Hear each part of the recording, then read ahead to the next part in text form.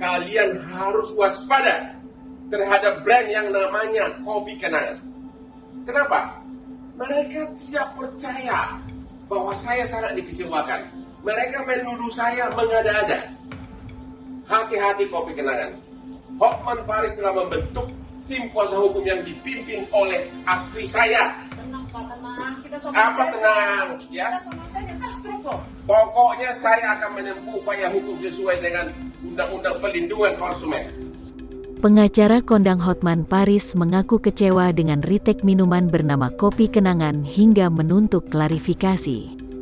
Hotman bahkan siap menempuh jalur hukum jika dalam waktu 3 hari tak ada repos dari pihak Kopi Kenangan. Dirinya juga mengaku telah membentuk tim kuasa hukum untuk melawan pihak Kopi Kenangan. Hotman telah menyiapkan tim yang dipimpin oleh asisten pribadinya. Ia pun membagikan peringatannya tersebut dalam sebuah unggahan di akun Instagram pribadinya pada Jumat, tanggal 13 Agustus tahun 2021. Kalian harus waspada terhadap brand yang namanya Kopi Kenangan, ujarnya.